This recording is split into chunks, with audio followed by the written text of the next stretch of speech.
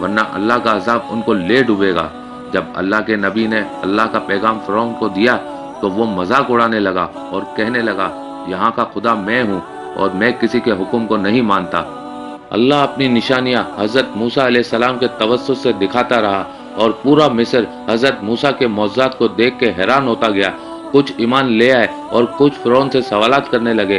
بلاآخر فرعون حضرت موسیٰ علیہ السلام کے معجزات کو دیکھ کے اس بات تک آ پہنچا کہ آج میں موسیٰ علیہ السلام اور اس کی قوم بنی اسرائیل کو قتل کر دوں گا۔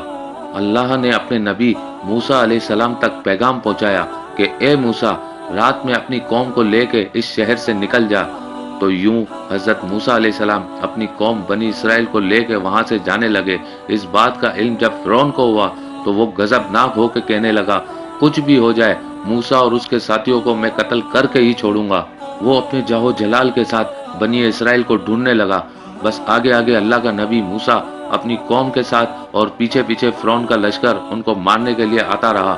بلاآخر بنی اسرائیل دریا تک پہنچے اور فرعون کا لشکر پیچھا کرتے کرتے ان کو دیکھنے لگا۔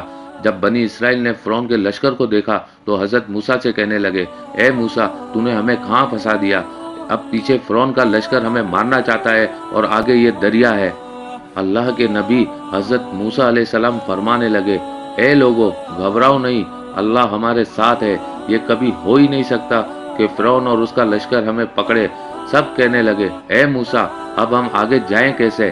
بس اتنی دیر میں آواز غیب آئی، اے موسیٰ، اپنی عصا اس دریا میں دے مار۔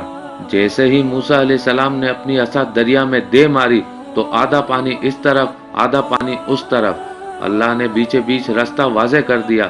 تو بنی اسرائیل کے کچھ قبائل کے لوگ کہنے لگے، اے موسیٰ، ہم آپس میں بنتے نہیں، اپنے خدا کو کہہ کہ ہمارے لیے الگ الگ راستے بنائے۔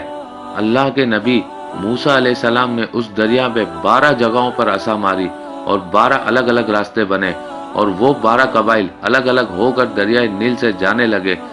جیسے ہی یہ منظر فرعون اور اس کے لشکر نے دیکھا تو وہ بھی ان رستوں پر حضرت موسیٰ اور اس کی قوم کے پیچھے آ گئے۔ جیسے ہی موسیٰ علیہ السلام بنی اسرائیل کے ساتھ دریا کے اس طرف پہنچے اور دریا کے بیچوں بیچ فرعون اور اس کا لشکر موجود تھا تو اللہ نے پانی کو پھر سے حکم دیا، اب ویسے ہو جا جیسے پہلے تھا، اور وہ پانی پھر سے مل گیا اور فرعون اور اس کا لشکر ڈوب کے مرنے لگا۔ یہ پورا منظر حضرت موسیٰ اور اس کی قوم دیکھ رہے تھے اور اللہ کا شکر ادا کر رہے تھے۔ اور اتنی دیر میں فرعون چیخ کے کہنے لگا، میں بھی موسیٰ اور ہارون کے اللہ کو تسلیم کرتا ہوں، میں بھی ایمان لاتا ہوں کہ موسیٰ کا اللہ بڑی قدرت والا ہے۔ اتنی دیر میں آواز غیب آتی ہے کہ اے فرعون، اب ایمان لاتا ہے جب تو دوزخ کی دہلیز تک پہنچا ہے؟ اے فرعون، ہم تیرے تکبر اور تیری لاش کو آنے والے لوگوں کے لیے نشان عبرت بنائیں گے تاکہ ہر انسان یہ جان لے کہ زمین پہ انسان کو تکبر راز نہیں آتا۔ آج بھی